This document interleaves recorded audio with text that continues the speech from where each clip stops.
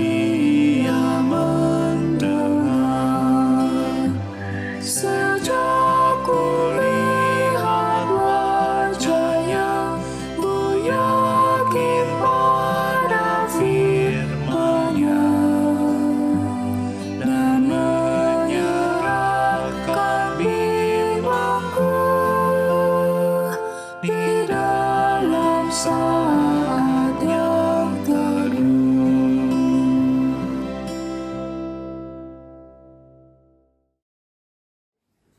Mazmur 63 ayat 2-5.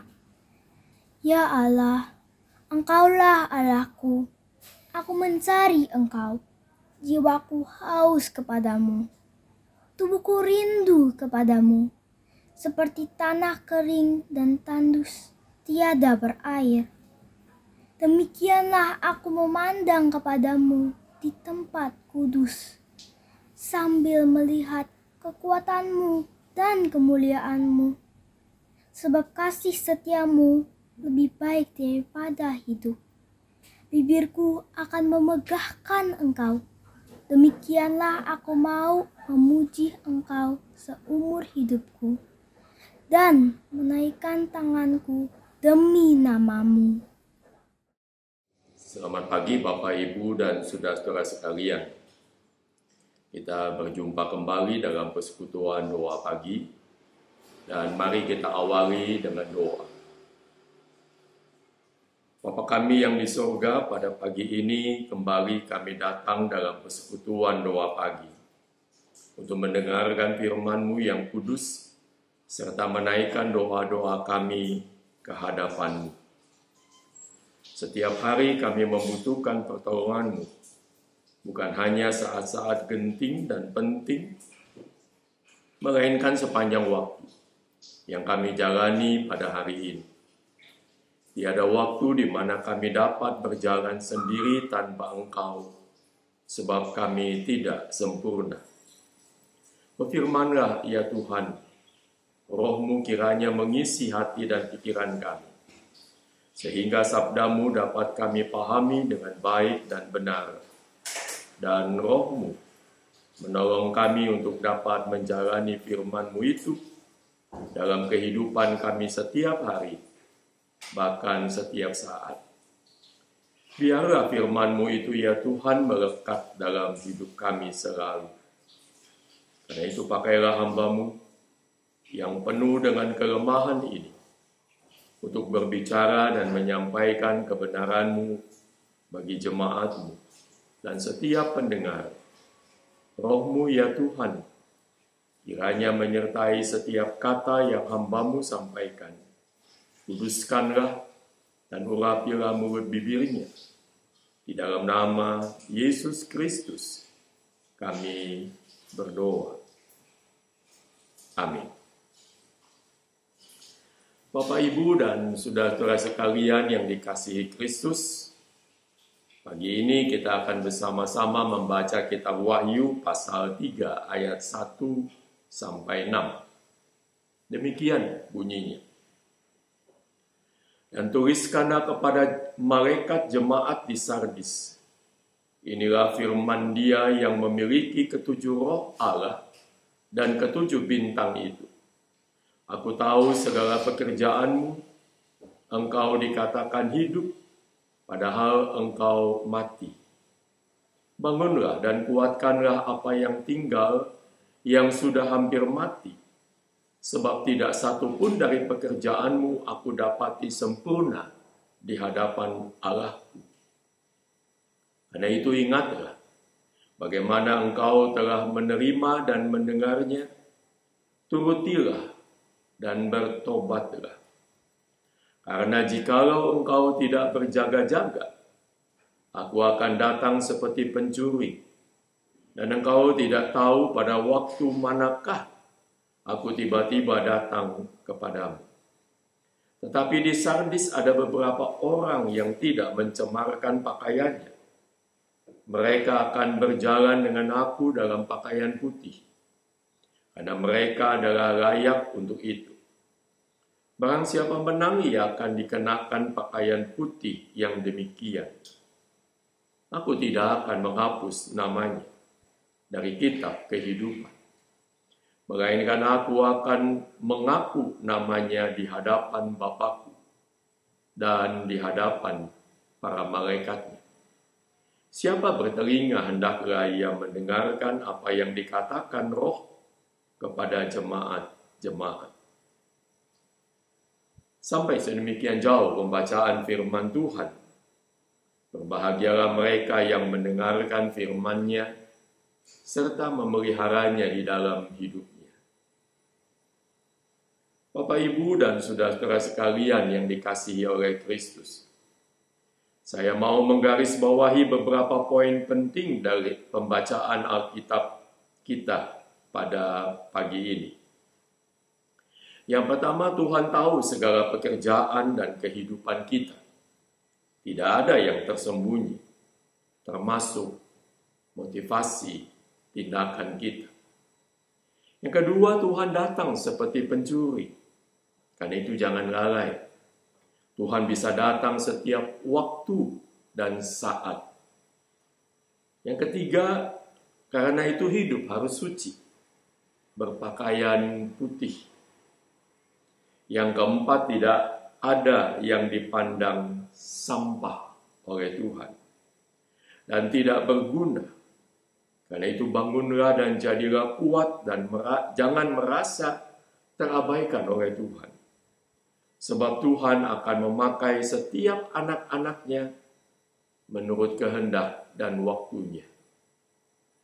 Yang kelima, Tuhan menuntut kita jadi sempurna. Karena itu Tuhan juga memberikan kepada kita kesempatan-kesempatan untuk pertobatan dan berjuang untuk kesempurnaan. Kalau Tuhan tahu segala pekerjaan dan kehidupan kita, saudara yang dikasihi Kristus, maka sebenarnya tidak ada yang dapat kita sembunyikan di hadapan Tuhan. Segalanya nyata jelas, termasuk segala sesuatu yang tidak kita lakukan, padahal itu yang disabdakan oleh Tuhan. Dan itu berarti kita tidak sempurna. Bagaimana menjadi sempurna kalau kita tidak melakukan apapun? Tidak melakukan apapun bisa dilatar belakangi oleh sikap yang tidak peduli Tuhan dan sabdanya. Perintah-perintah Tuhan bukanlah perintah kosong, melainkan perintah-perintah yang akan membawa hidup kita berkenan kepada Tuhan. Kalau kita tidak melakukan apa yang Tuhan perintahkan, itu berarti kita meremehkan Tuhan. Atau bahkan sikap yang dengan sengaja menolak keselamatan yang dari Tuhan itu. Dan dengan sengaja menjauh dari keselamatan yang dari Tuhan. Setiap orang yang ingin menjadi anak-anak Tuhan tidak mempunyai pilihan lain kecuali taat pada firman dan kehendaknya dalam hidup kita ini, kini dan di sini. Firman Tuhan mengingatkan kita untuk jangan lalai. Bagi mereka yang ingin mengikut Kristus, tidak bisa asal-asalan saja mentaati sabdanya ala kadarnya, semaunya. Cuma ada satu cara mengikuti Yesus, yaitu melakukan sabdanya dan melakukan sesempurna mungkin. Bapak, Ibu, dan saudara-saudara sekalian yang dikasihi Kristus, Tuhan tahu setiap kapasitas anak-anaknya. Yang pertama harus dilakukan adalah jangan lalai dalam membawa hidup menuju kepada kesucian. Lepas dari dosa dan Allah yang hadir dalam diri kita akan membuat kita mampu melakukan banyak hal. Jadi jangan anggap rendah diri kita. tidak mampu. Sebab Tuhan menuntut pada kita upaya maksimal dari diri kita untuk menuju kepada kesempurnaan. Sebab Roh Kudus yang hadir dalam diri kita akan memampukan kita melakukan semua itu dengan sesempurna mungkin. Dengan penyertaan kuasa Roh Kudus, kita bisa. Bapak, Ibu, dan saudara-saudara sekalian yang dikasihi Kristus, mungkin kita tidak bisa jadi orang yang sempurna, tetapi kita bisa menjadi murid Kristus yang dalam hidup berjuang dengan sesempurna mungkin untuk menjadi murid Kristus yang benar dan setia, serta sepanjang masa. Apalagi dalam masa pandemi seperti ini, dalam kekhawatiran kita menjalani hidup sehari-hari, bukan hanya beban ekonomi, tetapi ancaman COVID, tapi juga dengan susah payah kita dapat memandang masa depan kita. Hari ini kita mendengar dari tetangga kita yang jauh, besok saudara kita mungkin yang terkena. Dan dengan penuh ketakutan dan kekhawatiran, kita was-was, jangan-jangan kita kemudian terkena. Berdoa dan berserahlah, begitu kata pendeta, seperti saya.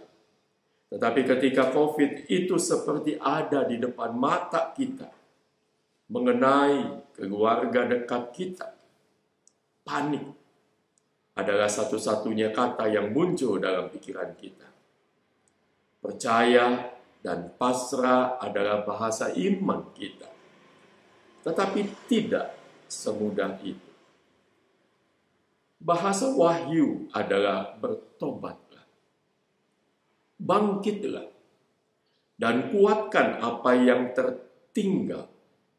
Itu adalah kunci kita menghadapi masa kini. Apa yang tertinggal dalam diri kita, Bapak, Ibu, dan saudara-saudara sekalian? Saat kita berdoa, yang muncul dari benak kita adalah begitu amin, sepertinya semuanya ingin terwujud. Begitu juga dengan istilah percaya. Begitu amin, maunya semuanya ada. Tetapi percaya dan beriman adalah sebuah perjuangan. Usaha untuk menempatkan kehendak kita, usaha kita, kemauan dan pikiran kita sama dengan rencana Tuhan. Bukannya begitu amin segala yang kita inginkan muncul. Karena itu hidup beriman adalah sebuah proses panjang penyangkalan diri, pengosongan diri, dan diisi dengan kehendak Tuhan. Dalam kondisi seperti inilah, seluruh kehendak kita akan dipenuhi oleh kuasa dan kasih Tuhan. Bukan karena kita baik dan rajin ke gereja, melainkan hati dan pikiran kita selalu tertuju dan berserah kepada Tuhan. Dalam penyerahan diri kepadanya, maka Tuhan akan hadir dalam diri dan hidup kita. Tapi saat kita mengisi hati dan pikiran kita dengan kemauan diri sendiri, maka Tuhan akan menjauh. Saat kita tenggelam, maka kita mencari sebatang kayu atau tangan orang yang mau menolong kita, dan kita berupaya mendekat kepadanya. Karena itu bangunlah. Bangunlah, saudara-saudara sekalian. Kuatkan apa yang tinggal, yang sudah hampir mati, percaya dan mempercayakan diri pada Tuhan. Tuhan memberkati kita semua. Amin. Mari kita bersama-sama berdoa. Bapa Surgawi, di tengah-tengah kelemahan, ketakutan, dan kekhawatiran kami, Kami mau datang dan mohon kepadamu, sertai kami. Biarlah tangan kami selalu Engkau tuntun melewati jalan-jalan kehidupan. Masa-masa di mana kami penuh dengan ketakutan dan kekhawatiran, atau bahkan masa-masa di mana kami tertimpa dengan sakit, penyakit. Oleh sebab itulah ya Tuhan, andalan kami cuma satu, beriman kepadamu. Menghadapi segala sesuatu bersama dengan Tuhan. Karena kami percaya bersama dengan Tuhan kami akan sanggup mengatasinya. Kami mau berdoa bagi saudara kami yang terkena sakit COVID. Kami mau berdoa Tuhan memberikan kekuatan bagi mereka. Tuhan memberikan kepada mereka keteguhan iman. Supaya di tengah semua sakit dan derita, mereka terus bersandar kepadamu. Bahkan di tengah ketakutan dan kekhawatiran, di tengah kepanikan yang mereka jalani. Ya Bapa dalam surga, kami mau berdoa berikanlah pertolongan-Mu bagi mereka. Tapi juga bagi kami sekalian yang sehat ini. Supaya kami dapat menjalani kehidupan kami dengan baik, dengan tidak khawatir, dan selalu bersandar kepadamu. Kami mau berdoa buat konflik di berbagai bagian dunia, khususnya Rusia dan Ukraina. Kami mau berdoa buat para pengungsi, mereka yang harus melarikan diri karena situasi-situasi yang pelik yang mereka hadapi. Kami mau berdoa Tuhan, biarlah di sana kasih kuasa Tuhan menyertai mereka dan menguatkan mereka. Kami mau berdoa ya Tuhan bagi para pengemudi dan kemudian juga para angkutan pemudik dan sebagainya yang sudah mulai barangkali pada saat ini mulai bersiap-siap. Bapa di dalam surga, kami mau berdoa, berikanlah para pengemudi ketekunan di dalam mengemudi dengan baik dan benar. Untuk menghindari mereka, ya Tuhan, dari kesembronoan dan kecepatan-kecepatan yang di luar batas kendali. Demikian juga, ya Tuhan, di tengah-tengah kesibukan setiap orang di dalam transportasi, khususnya para pengemudi bus, taksi, para ojol, Tuhan, kami sungguh berdoa, Tuhan, biarlah semuanya boleh Tuhan sertai berjalan dengan baik. Kami mau berdoa buat pergumulan umat di tengah masa pandemi ini. Tuhan memberikan senantiasa kekuatan, iman, dan ketenangan di dalam menjalaninya. Buat bangsa, pemerintah, negara kami, dan juga negara-negara lain. Biarlah Tuhan di tengah semua yang dialami, mereka semua boleh menjalaninya dengan baik. Menghadapi segalanya juga dengan baik. Sehingga musibah yang seperti ini Tuhan, boleh kami atasi dan pandemi boleh berangsur kami kuasai di tengah bukan hanya Indonesia, tetapi juga di semua negara. Kami mau berdoa, ya Tuhan, bagi gereja-gereja, bagi GKI Surya Utama, di tengah-tengah menjalani situasi yang tidak gampang. Tuhan berikan ketabahan, Tuhan berikan ketenangan, dan Tuhan juga memberikan hikmat dan akal budi, supaya dengan demikian pengembalaan dan kehidupan jemaat tetap boleh berjalan dengan baik. Sehingga pelayanan-pelayanan di tengah situasi pelik ini, ya Tuhan, biarlah terus berjalan dengan sesempurna mungkin. Masih banyak ya Tuhan yang kami mau doakan di tengah-tengah masa pelik ini.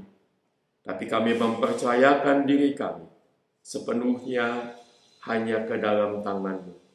Kami percaya Tuhan terus akan menyertai dan menolong kami. Kami berdoa di dalam nama Tuhan Yesus Kristus yang mengajarkan kami berdoa. Bapa kami yang di surga, dikuduskanlah nama-Mu. Datanglah kerajaan-Mu, jadilah kehendak-Mu di bumi seperti di surga. Berikanlah kami pada hari ini makanan kami yang secukupnya, dan ampunilah kami akan segala kesalahan kami, seperti kami juga mengampuni orang yang bersalah kepada kami. Dan janganlah membawa kami ke dalam pencobaan, tetapi lepaskanlah kami dari yang jahat.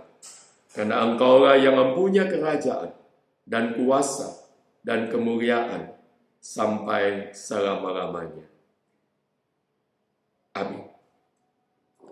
Selamat pagi Bapak Ibu dan saudara sekalian. Tuhan memberkati kita semua. Amin.